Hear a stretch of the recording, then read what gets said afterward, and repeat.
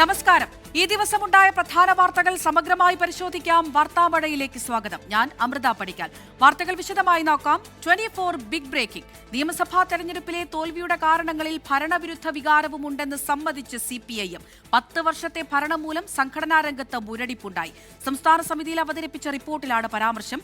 തിരുത്തൽ പ്രക്രിയയുടെ ഭാഗമായി സംസ്ഥാന പ്ലീനം വിളിക്കാനും തീരുമാനം. ആർ ശ്രീജിത്ത് തിരുവനന്തപുരത്ത് നിന്ന് വിവരങ്ങൾ നൽകാനായി ചേരുന്നുണ്ട്. ശ്രീജിത്ത്, തുടക്കം മുതൽ തന്നെ ഈ തോൽവിയുടെ കാരണങ്ങളിൽ ഒന്നായി പലരും പറയുന്നത് ഈ ഭരണവിരുദ്ധ വികാരമാണ്. പക്ഷേ അതില്ല എന്നായിരുന്നു CPM നേതാക്കൾ ഒന്നടങ്കം പറഞ്ഞിട്ടുണ്ടായിരുന്നത്. ഇപ്പോഴിതാ അതും ഒരു കാരണമാണ് എന്നുള്ള വിലയിരുത്തലിലേക്ക് എത്തിയിരിക്കുന്നു. വൈകിയായാലും തിരിച്ചറിവ് വന്നു എന്നാണോ? അമൃത, ലോക്സഭാ തെരഞ്ഞെടുപ്പിലെ തോൽവിയിലും തദ്ദേശ തെരഞ്ഞെടുപ്പിലെ തോൽവിയിലും ഭരണവിരുദ്ധ വികാരം സമ്മതിക്കാൻ CPIM കൂട്ടാക്കിയിരുന്നില്ല. CPIMന്റെ സംസ്ഥാന സമിതിയിൽ നടന്ന ചർച്ചകളിലെല്ലാം തന്നെ ഇത്തരം കാര്യങ്ങളുമായി ബന്ധപ്പെട്ട് ഒരു വിഷയം വന്നപ്പോൾ ഭരണവിരുദ്ധ വികാരമില്ല എന്ന് ആവർത്തിക്കാനാണ് സംസ്ഥാന നേതൃത്വവും അന്നത്തെ മുഖ്യമന്ത്രിയായിരുന്ന പിണറായി വിജയനും ശ്രമിച്ചിരുന്നത്. എന്നാൽ ഇപ്പോൾ ഏരിയ തലം മുതലുള്ള ചർച്ച പൂർത്തിയാക്കി സംസ്ഥാന സമിതിയിൽ തെരഞ്ഞെടുപ്പ് അവലോകന റിപ്പോർട്ട് അവതരിപ്പിക്കുമ്പോൾ ഭരണവിരുദ്ധ വികാരമുണ്ട് എന്ന നിലയിലേക്ക് CPIM എത്തിച്ചേർന്നിരിക്കുന്നു. അത് വൈകി വന്ന വിവേകം എന്ന നിലയ്ക്കാണ് നിരീക്ഷിക്കപ്പെടുന്നത്. ഈ CPIMന്റെ സംസ്ഥാന സമിതിയിൽ അവതരിപ്പിച്ച റിപ്പോർട്ടിൽ പറയുന്ന പ്രധാനപ്പെട്ട കാര്യം എന്ന് പറയുന്നത് ഇതില് സർക്കാരിനെതിരായ പൊതുവായ എതിർപ്പ് ജനങ്ങൾക്കിടയിൽ ഉണ്ടായിരുന്നില്ല. എന്നാൽ ഭരണ നടപടികൾ ഉണ്ടായ ചില വീഴ്ചകൾ ഈ തെരഞ്ഞെടുപ്പ് തോൽവിക്ക് കാരണമായി ജനങ്ങളെ. അവിടെയാണ് ശ്രീജിത്ത് സംശയം. ഈ ഭരണവിരുദ്ധ വികാരം പൊതുവെ ഇല്ലെന്ന് പറയാം, എന്നാൽ ഭരണത്തിൽ വന്ന വീഴ്ചകൾ ബാധിച്ചു. ഇതിനെ എങ്ങനെ വ്യാഖ്യാനിക്കണം സാധാരണക്കാർ? അമൃത, ഇത് CPIM സംസ്ഥാന നേതൃത്വം പതിവ് രാഷ്ട്രീയ കൗശലം ഉപയോഗിച്ച് അല്പം വളച്ചുകെട്ടി പറയുന്നതേ ഉള്ളൂ. അതിന് ശരിയായ മലയാളം ഭരണവിരുദ്ധ വികാരമുണ്ട് എന്ന് തന്നെയാണ്. അത് എങ്ങനെ പറഞ്ഞാലും ജനങ്ങൾക്ക്, സാധാരണ ജനങ്ങൾ ഭരണവിരുദ്ധ വികാരമുണ്ട് എന്നാണ്. പാർട്ടി അണികളിലേക്കും ആ സന്ദേശം തന്നെയാണ് നൽകപ്പെടാൻ പോകുന്നത്. എന്നാൽ CPIM എക്കാലവും അത്തരത്തിൽ പൊതിഞ്ഞു മാത്രം കാര്യങ്ങൾ പറയുന്ന രാഷ്ട്രീയ കൗശലത്തോടെ ഈ കാര്യങ്ങൾ പറയുന്ന ഒരു സമീപനമാണ് പൊതുവിൽ സ്വീകരിക്കുന്നത്. നേരത്തെ 2009 PDP ബാന്ധവം ഉണ്ടായപ്പോൾ PDP ബാന്ധവം തെരഞ്ഞെടുപ്പിൽ തിരിച്ചടിയായെന്നല്ല പറഞ്ഞത്. PDP ബാന്ധവുമായി ബന്ധപ്പെട്ട ആക്ഷേപങ്ങൾ മാധ്യമങ്ങൾ ദുർവ്യാഖ്യാനം ചെയ്തതോടുകൂടി അത് തിരിച്ചടിയായി എന്നാണ് അന്നത്തെ അവലോകനത്തിൽ കടന്നുകൂടിയത്. അതുപോലെ എല്ലാ കാലത്തും ഇത്തരത്തിലുള്ള കാര്യങ്ങളെ പാർട്ടി അതിന്റെ ഒരു സവിശേഷമായ പദകോശങ്ങൾ ഉപയോഗിച്ചുള്ള ഒരു വിശകലനമാണ് നടത്തുകാറ്. അത്തരം ഒരു വിശകലന രീതിയാണ് അവലംബിക്കാറ്. അതിനർത്ഥം ഭരണവിരുദ്ധ വികാരമില്ലെന്നാണ്. ഇപ്പോൾ തന്നെ CPIM സമ്മതിച്ചാലും ഇല്ലെങ്കിലും ഭരണവിരുദ്ധ വികാരം തോൽവിക്ക് കാരണമായി എന്ന കാര്യം എല്ലാവർക്കും ഉറപ്പുള്ള കാര്യമാണ്. എങ്കിൽ പോലും CPIM ആ നിലയിലേക്ക് വന്നിരിക്കുന്നു. അപ്പോഴും സർക്കാരിനെതിരായ ഒരു പൊതുവികാരമല്ല, മറിച്ച് ഭരണത്തിൽ വന്ന വീഴ്ചകൾ വോട്ടർമാരെ സ്വാധീനിച്ചു, ജനങ്ങളെ സ്വാധീനിച്ചു. അത് തിരിച്ചടിയായി മാറിയെന്നാണ്. അതോടൊപ്പം തന്നെ 10 കൊല്ലത്തെ തുടർഭരണം സംഘടനാ രംഗത്ത് വലിയ മുരടിപ്പുണ്ടാക്കി. ആ മുരടിപ്പും ആണ് ഈ തെരഞ്ഞെടുപ്പ് കാലത്തെ സംഘടനാ ദൗർബല്യങ്ങളുടെ പ്രധാന കാരണമെന്നും ചൂണ്ടിക്കാണിക്കുന്നുണ്ട്. എന്തായാലും തിരുത്തൽ പ്രക്രിയ ഏതെങ്കിലും ഒരു തലത്തിൽ ഒതുങ്ങരുത്, ഒറ്റപ്പെട്ട ഒരു നടപടിയായി മാറരുത്, മറിച്ച് സംഘടനയുടെ എല്ലാ തലത്തിലും തിരുത്തൽ നടപടികൾ വേണം എന്ന ആവശ്യവും പൊതു ചർച്ചയിലും മറ്റും ഉയരുന്നുണ്ട്. റിപ്പോർട്ടിലും സമാനമായ പരാമർശങ്ങളുണ്ട്. ഈ തിരുത്തൽ പ്രക്രിയയുടെ ഭാഗമായി സംസ്ഥാന പ്ലീനം വിളിക്കണം എന്നുള്ള നിർദ്ദേശം കൂടിയുണ്ട്. എങ്കിലും അക്കാര്യത്തിൽ അന്തിമ തീരുമാനമായില്ല. നാളെ സംസ്ഥാന സമിതിയിലെ ചർച്ചകൾ ഉപസംഹരിച്ചുകൊണ്ട് സെക്രട്ടറി മറുപടി പറയുമ്പോഴായിരിക്കും അക്കാര്യത്തിൽ ഒരു തീരുമാനം ഉണ്ടാകാൻ പോകുന്നത്. ശരി. അതേ, ഭരണവിരുദ്ധ വികാരമില്ല, പക്ഷേ ഭരണത്തിലുണ്ടായ വീഴ്ച ജനങ്ങളെ ബാധിച്ചിട്ടുണ്ട്. വിവരങ്ങളാണ് ആർ ശ്രീജിത്ത് തിരുവനന്തപുരത്ത് നിന്ന് നൽകിയത്. ഡൽഹി മാളവ്യ നഗറിലെ തീപിടുത്തത്തിൽ ചികിത്സയിലായിരുന്ന ഒരാൾ കൂടി മരിച്ചു. നൈജീരിയ സ്വദേശിയാണ് മരിച്ചത്. അർജുൻ പീതാംബരനുണ്ട് ഡൽഹിയിൽ നിന്ന്. അർജുൻ, അപ്പോൾ മരിച്ചവരുടെ എണ്ണം 22 അല്ലേ? അമൃത, ഇന്നാണ് ആശുപത്രിയിൽ ചികിത്സയിലുണ്ടായിരുന്ന ഒരു നൈജീരിയ സ്വദേശി മരിച്ചു എന്നുള്ള സ്ഥിരീകരണം ആശുപത്രി അധികൃതരുടെ ഭാഗത്തു നിന്നും ഉണ്ടായിരുന്നു. ഇപ്പോൾ ദുരന്തത്തിൽ മരിച്ചവരുടെ എണ്ണം 22 ആയിട്ടുണ്ട്. മാത്രമല്ല അതിൽ 13 പേരും വിദേശികളാണ് എന്നുള്ളതാണ് ഏറ്റവും ദൗർഭാഗ്യകരമായിട്ടുള്ള കാര്യം. അതായത് വിദേശ രാജ്യങ്ങളിൽ നിന്നും നമ്മുടെ രാജ്യത്തേക്ക് ആധുനിക ചികിത്സയടക്കം തേടി എത്തിയവരാണ് അത്തരത്തിൽ ദുരന്തത്തിൽ അകപ്പെട്ട് ഇപ്പോൾ 13 പേർ മരണപ്പെട്ടിരിക്കുന്നു. അതുപോലെ തന്നെ നിരവധി പേർ ഇപ്പോഴും ചികിത്സയിൽ തുടരുകയും ചെയ്യുന്നത്. ഇപ്പോൾ 40 പേരാണ് ചികിത്സയിലുള്ളത്. ഈ ചികിത്സയിൽ നേരത്തെ ഉണ്ടായിരുന്നതിൽ ഏറ്റവും കൂടുതൽ, അതായത് ഈ 35% പൊള്ളലും അതുപോലെ തന്നെ വലിയ തോതിൽ ഈ ശ്വാസം മുട്ടലടക്കമുള്ള പ്രശ്നങ്ങളിൽ ഗുരുതരാവസ്ഥയിൽ ചികിത്സയിലെത്തുന്ന നൈജീരിയ സ്വദേശിയാണ് ഇന്ന് മരണപ്പെട്ടത്. ബാക്കി 40 പേർ ചികിത്സയിലുണ്ട്. അതിൽ തന്നെ നിലവിൽ ഇപ്പോഴും 4 പേരുടെ നില ഗുരുതരമായി തന്നെ തുടരുന്നുണ്ട്. ബാക്കിയുള്ളവരുടെ നില തൃപ്തികരമാണെന്നുള്ള കാര്യം കൂടി നേരത്തെ ആശുപത്രി അധികൃതർ അറിയിച്ചിരുന്നു. അതേസമയം തന്നെ ഈ മാളവ്യ നഗർ തീപിടുത്തത്തിൽ ഇപ്പോഴും അന്വേഷണം പുരോഗമിച്ചുകൊണ്ടിരിക്കുകയാണ്. 2 അറസ്റ്റുകളാണ് ഇപ്പോൾ എന്തായാലും രേഖപ്പെടുത്തിയിരിക്കുന്നത്. ഒന്ന്, ഈ ഹോട്ടൽ ഹോട്ടലിന്റെ സഹോദമ, രണ്ടാമത്തേത് കുക്ക് എന്ന ഈ പാചക തൊഴിലാളിയായിട്ടുള്ള ആള്. ഇവർ രണ്ടുപേരും അശ്രദ്ധയാണ് ഈ ദുരന്തത്തിന് കാരണമായത് എന്നുള്ളൊരു നിലപാടിലേക്ക്, ഒരു കണ്ടെത്തലിലേക്ക് പോലീസ് പോയിട്ടുള്ളതിലും കൂടുതൽ അന്വേഷണം. ഇപ്പോഴത്തേക്കും ഹോട്ടലിന്റെ മറ്റ് പാർട്ണർമാർ, അതുപോലെ തന്നെ ഈ നിയമവിരുദ്ധമായിട്ടുള്ള പ്രവർത്തനങ്ങൾ ചെയ്തിട്ടുള്ള സർക്കാർ ഉദ്യോഗസ്ഥർ തുടങ്ങിയവരെ കൂടി കണ്ടെത്താനുള്ള നടപടി എടുക്കാനുള്ള അന്വേഷണമായി ഇപ്പോൾ പോലീസും അതുപോലെ തന്നെ മജിസ്ട്രേറ്റിൽ അന്വേഷണവും പുരോഗമിച്ചുകൊണ്ടിരിക്കുകയാണ്. അമൃത. അർജുൻ പീതാംബരനാണ് ഡൽഹിയിൽ നിന്ന് വിവരങ്ങൾ നൽകിയത്. ഓപ്പറേഷൻ പി ഹണ്ടിന്റെ ഭാഗമായി കോഴിക്കോട് സിറ്റി പോലീസ് പരിധിയിൽ ഇന്ന് നടന്നത് 12 റെയ്ഡുകൾ. 6 കേസുകൾ രജിസ്റ്റർ ചെയ്തു. പരിശോധനകളിൽ 7 മൊബൈൽ ഫോണുകൾ പിടിച്ചെടുത്തു. അനീഷ് ദേവസ്തിയുണ്ട് കോഴിക്കോട് നിന്ന്. അനീഷ്, വാർത്തയുടെ വിവരങ്ങൾ എന്തൊക്കെയാണ്? അമൃത, ഈ ഓപ്പറേഷൻ പി ഫണ്ടിന്റെ ഭാഗമായി കോഴിക്കോട് ജില്ലയിൽ നടന്ന പരിശോധനയിൽ ഇന്ന് 12 കേസുകളാണ് കോഴിക്കോട് സിറ്റി പോലീസ് രജിസ്റ്റർ ചെയ്തിരിക്കുന്നത്.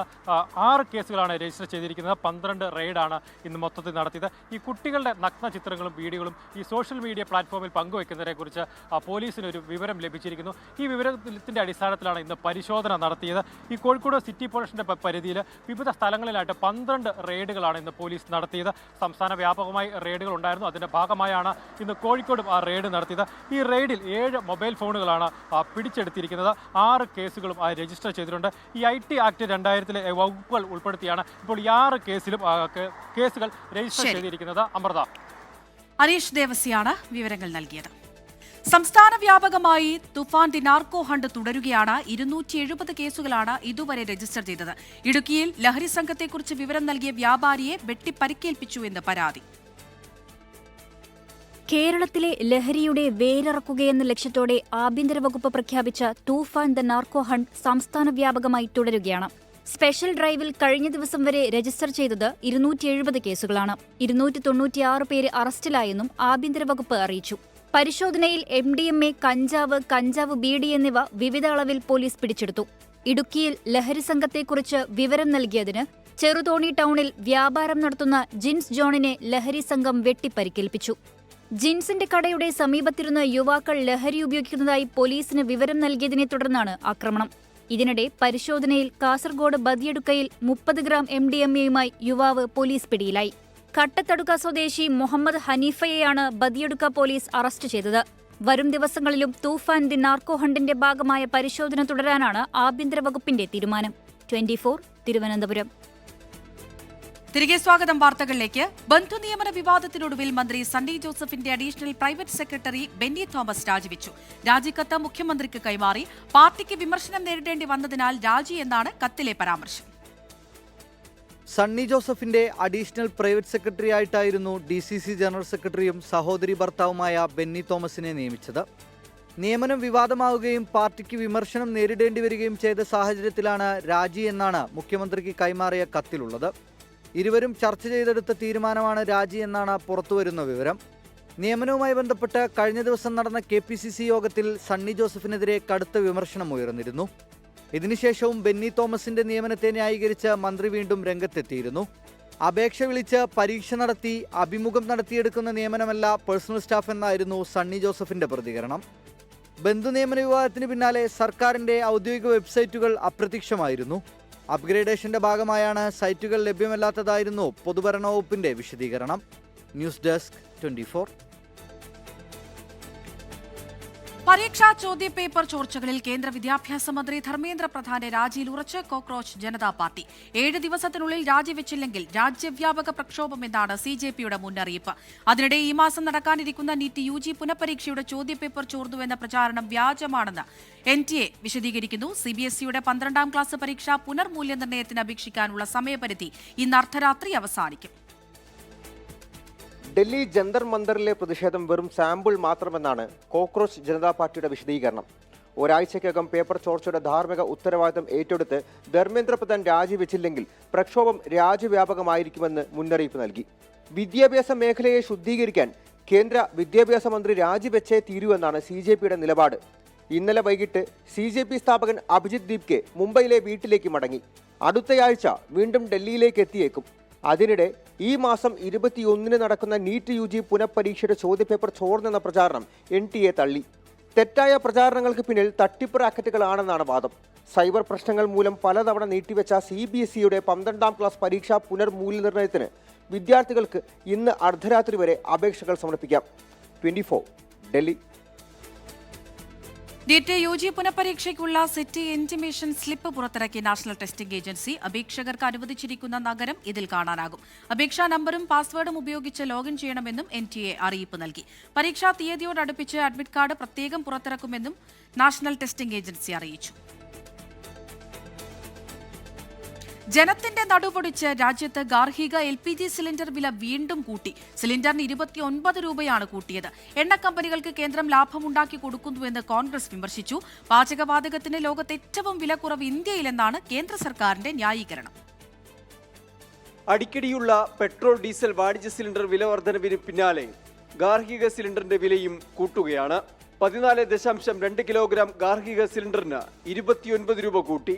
ഇതോടെ കേരളത്തിൽ 14.2 കിലോ സിലിണ്ടറിന്റെ വില 951 രൂപ കടന്നു. 3 മാസത്തിനിടയിൽ ഇത് 2ാം തവണയാണ് ഗാർഹിക സിലിണ്ടറിന്റെ വില കൂട്ടിയത്.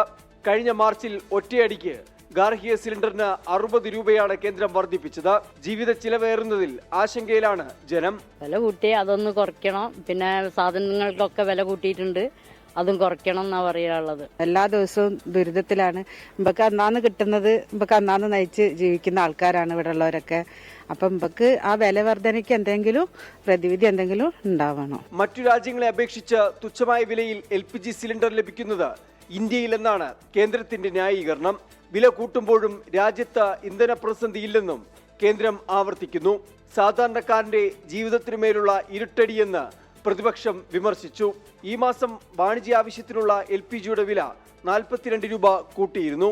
24 ഡൽഹി. സലിം കുമാർ, ഇനി ചിരിയോർമ്മ.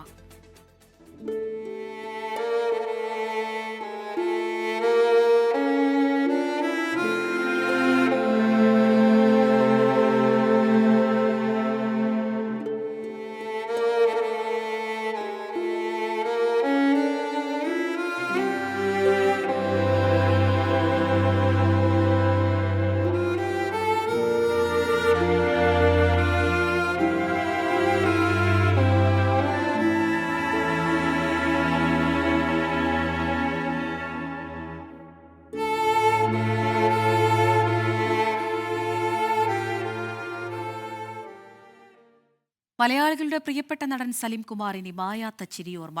എറണാകുളം പറവൂർ ചിറ്റാറ്റുകരയിലെ വീട്ടിൽ ഔദ്യോഗിക ബഹുമതികളോടെ സംസ്കാര ചടങ്ങുകൾ നടന്നു.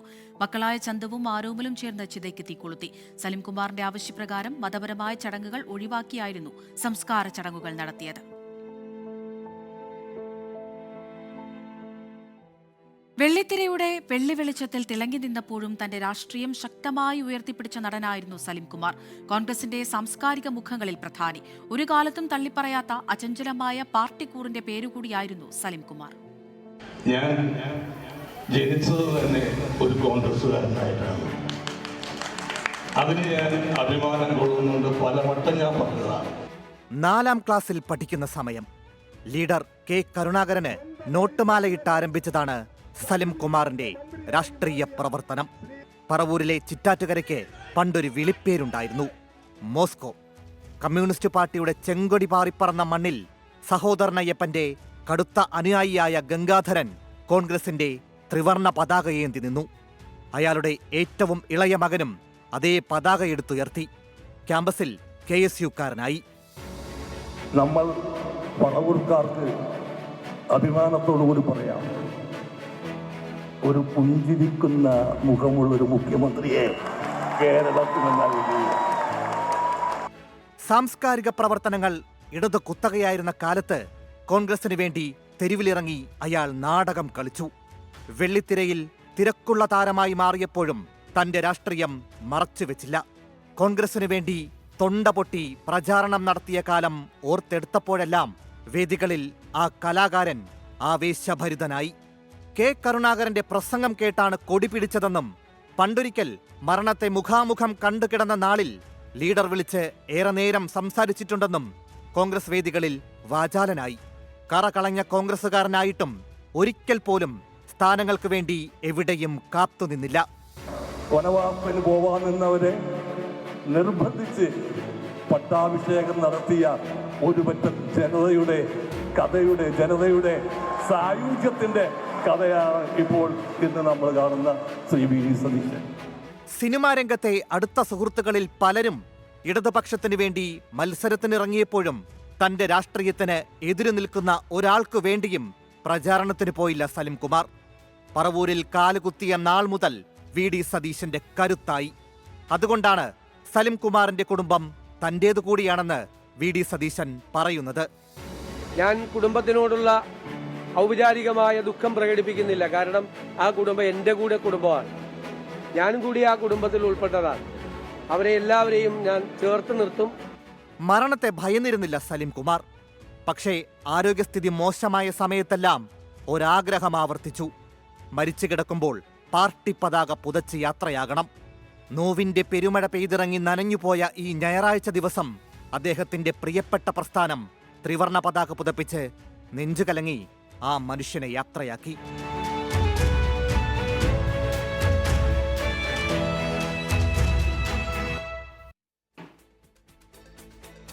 തിരുവനന്തപുരം പാങ്ങോട് ആമത്തറയിൽ വീട്ടുമുറ്റത്ത് നിന്ന് പെരുമ്പാമ്പിനെ പിടികൂടി. ആമത്തറയിൽ സ്വദേശി ജലാലുദ്ദീന്റെ വീടിന് മുന്നിൽ നിന്നാണ് പാമ്പിനെ പിടികൂടിയത്.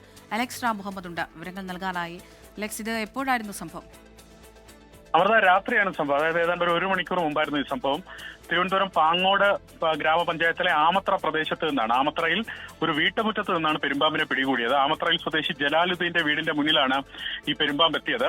തുടർന്ന് വനം വകുപ്പിന്റെ തന്നെ ലൈസൻസ് ഉള്ള പാമ്പ് പിടിക്കുന്ന വ്യക്തിയായ പാങ്ങോട് ഷാജഹാനെ നാട്ടുകാർ വിളിക്കുകയായിരുന്നു. അത് വനം വകുപ്പിന്റെ കൂടി നിർദ്ദേശത്തെ തുടർന്നാണ് ഈ ഷാജഹാനെ വിളിക്കുന്നത്. ഷാജഹാൻ എത്തി പെരുമ്പാമ്പിനെ പിടികൂടുകയായിരുന്നു. ആ ദൃശ്യങ്ങളാണ് നമ്മൾ കാണുന്നത്.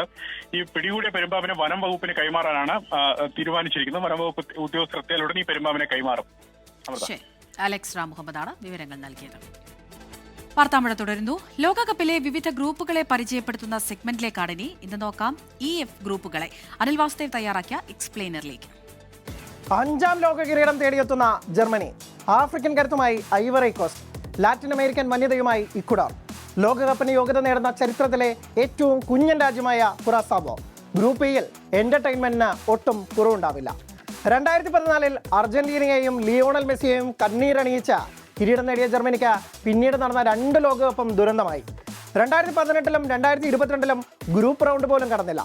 യൂലിയൻ നെഗൽസ്മാനിന് കീഴിൽ പഴയ പ്രതാപം വീണ്ടെടുക്കാനാണ് ജർമ്മനിയുടെ വരവ്. ജോഷുവ കിമിച്ച് നയിക്കുന്ന ടീമിൽ ഫ്ലോറിയൻ വിറ്റ്സ്, ജമാൽ മ്യൂസിയാല, കായ് ഹവാർട്സ്, ലീറോയ് സാനെ തുടങ്ങി വമ്പൻ താരങ്ങൾ ഏറെയുണ്ട്. വിരമിക്കൽ തീരുമാനം പിൻവലിച്ചെത്തിയ മാനുവൽ നോയറും ഗോൾ മുഖം കാക്കാനുണ്ട്. സെന്റർ ഫോർവേഡ് പൊസിഷനിൽ മുറോസ്ലാവ് ക്ലോസയ്ക്ക് ഒത്തൊരു പകരക്കാരനെ ഇനിയും കണ്ടെത്താനാവാത്തതും ഡിഫൻസിൽ വിശ്വസ്തരില്ലാത്തതുമാണ് പ്രധാന പോരായ്മകൾ. ഗോൾഡൻ ജനറേഷനുമായാണ് ഇക്വഡോർ 5ാം ലോകകപ്പിനെത്തുന്നത്.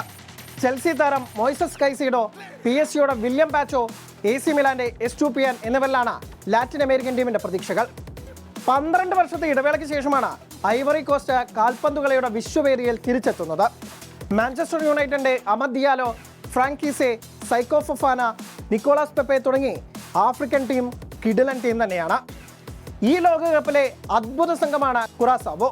വെറും 1.5 ലക്ഷം മാത്രം ജനസംഖ്യയുള്ള കുറാസാവോ ലോകകപ്പിന് യോഗ്യത നേടുന്ന ഏറ്റവും കുഞ്ഞൻ രാജ്യമെന്ന നിലയിൽ ഇതിനോടകം തന്നെ ചരിത്രം കുറിച്ചു കഴിഞ്ഞു. ഗ്രൂപ്പ് റൗണ്ടിലെ 3 മത്സരങ്ങളിൽ ഒരു സമനിലയെങ്കിൽ പോലും പിടിക്കാനായാൽ കുഞ്ഞൻ ദ്വീപുകാർക്ക് ചരിത്ര ലോകകപ്പ് ഒന്നുകൂടി അവിസ്മരണീയമാക്കാം. 3 തവണ കയ്യെത്തും ദൂരനഷ്ടമായ കിരീടം ആദ്യമായി പിടിച്ചെടുക്കാൻ നെതർലാൻഡ്സ്, ഖത്തറിലെ അത്ഭുതം അമേരിക്കൻ മണ്ണിലും ആവർത്തിക്കാൻ ജപ്പാൻ, കറുത്ത കുതിരകളാവാൻ സ്വീഡനും ടുണീഷ്യയും. എന്തും സംഭവിക്കാമെന്നതാണ് ഗ്രൂപ്പ് Fലെ കാര്യങ്ങൾ. ഫിഫ റാങ്കിങ്ങിലെ 7ാം സ്ഥാനക്കാരായ ഓറഞ്ച് പട തന്നെയാണ് ഫേവറേറ്റുകൾ. Virgil van Dijk, Frenkie de Jong, Cody Gakpo, Nathan Ake, Memphis Depay തുടങ്ങി മിന്നും താരങ്ങൾ ഏറെയുണ്ട് ഡച്ച് നിരയിൽ. ഇതിഹാസ താരം റൊണാൾഡ് കുമാനാണ് ടീമിന് തന്ത്രങ്ങൾ ഒതുന്നത്. ഖത്തർ ലോകകപ്പിൽ സ്പെയിനും ജർമ്മനിയും ഉൾപ്പെടുന്ന ഗ്രൂപ്പിൽ നിന്ന് ചാമ്പ്യന്മാരായി ഞെട്ടിച്ചവരാണ് ജപ്പാൻ. അമേരിക്കൻ മണ്ണിലും ബൂട്ട് കിട്ടുന്നത് ഇവർ വെറുതെ അങ്ങ് പോകാനല്ല. ഇത്തവണത്തെ ലോകകപ്പിന് ആതിഥേയ രാജ്യങ്ങൾ കഴിഞ്ഞാൽ ആദ്യം യോഗ്യത നേടിയതും ഈ ഏഷ്യൻ ടീമായിരുന്നു. 1958 ലോകകപ്പിലെ റണ്ണറപ്പുകളായ സ്വീഡൻ ഖത്തർ ലോകകപ്പിൽ യോഗ്യത നേടാനാവാതെ പോയതിന്റെ ക്ഷീണം തീർക്കാനാണ് ഇത്തവണ എത്തുന്നത്. വിക്ടർ ഗ്യോക്കറസും അലക്സാണ്ടർ ഇസാക്കും ആന്റണി എലാങ്കയും ഒക്കെ ഉൾപ്പെടുന്ന ടീം ലോകകപ്പിലെ കറുത്ത കുതിരകളായാലും അത്ഭുതപ്പെടാനില്ല. 7ാം ലോകകപ്പിന് ഇറങ്ങുന്ന ടുണീഷ്യ ആദ്യമായി ഗ്രൂപ്പ് സ്റ്റേജ് കടക്കാമെന്ന പ്രതീക്ഷയിലാണ് ബൂട്ടണിയുക. പ്രീമിയം സാരി ഡിസൈൻ മെറ്റീരിയൽ ബ്രാൻഡായ 2 ലൈൻ ഇ-കോമേഴ്സ് വെബ്സൈറ്റായ Tulin.in അവതരിപ്പിച്ചു. വെബ്സൈറ്റിന്റെ ഔദ്യോഗിക ഉദ്ഘാടനം മാനേജിംഗ് ഡയറക്ടർ ഉമാ അനിൽകുമാർ നിർവഹിച്ചു. 2 ലൈൻ ഡയറക്ടറായ അഡ്വക്കേറ്റ് KG അനിൽകുമാർ മുഖ്യാതിഥിയായിരുന്നു. Thomas Unniyadan MLA, Koodalmanikyam Devaswom board chairman KA Gopi എന്നിവർ സന്നിഹിതരായിരുന്നു. ലോഞ്ചിനോടനുബന്ധിച്ച് ഗ്രാൻഡ് ഫാഷൻ ഷോയും വിവിധ വിനോദ പരിപാടികളും അരങ്ങേറി. തെന്നിന്ത്യൻ ചലച്ചിത്ര താരങ്ങളായ ദീപ്തി സതി, മാളവിക മേനൻ എന്നിവരും ചടങ്ങിൽ പങ്കെടുത്തു. വെർച്വൽ ട്രയൽ എന്ന സാങ്കേതിക വിദ്യ കൂടി കോർത്തിണക്കിയാണ് 2 ലൈൻ ഓൺലൈൻ രംഗത്തേക്ക് ചുവടുവെക്കുന്നത്. ഉദ്ഘാടനത്തിന്റെ ഭാഗമായി നിരവധി ഓഫറുകളും ഡിസ്കൗണ്ടുകളും ഒരുക്കിയിട്ടുണ്ടെന്ന് മാനേജിംഗ് ഡയറക്ടർ ഉമാ അനിൽകുമാർ പറഞ്ഞു. ലോകത്തിൻ്റെ വിവിധ കോണുകളിൽ നിന്നും വിവിധയിടങ്ങളിൽ നിന്നുമുള്ള വ്യത്യസ്തമായ തുണിത്തരങ്ങളും സാരികളും ഒരേ കുടക്കീഴിൽ ഉറപ്പുവരുത്തുന്നതിന് വേണ്ടിയാണ് ടുലൈൻ ഇങ്ങനെയൊരു സംരംഭം ആരംഭിച്ചിരിക്കുന്നത്. തീർച്ചയായിട്ടും ഇന്നത്തെ ഈ ആധുനിക യുഗത്തിൽ ലോകം ഒരു വിരൽത്തുമ്പിലേക്ക് ചുരുങ്ങുമ്പോൾ വ്യത്യസ്തങ്ങളായ ഗുണനിലവാരമുള്ള വസ്ത്രങ്ങളും വ്യത്യസ്തതയോടുകൂടിയുള്ള സേവനങ്ങളും ഞങ്ങളുടെ സ്റ്റോറിൽ നിങ്ങൾക്ക് ലഭ്യമാക്കാവുന്നതാണ്. ഇന്നത്തെ വാർത്താമഴ പൂർണ്ണമാവുകയാണ്. നമസ്കാരം.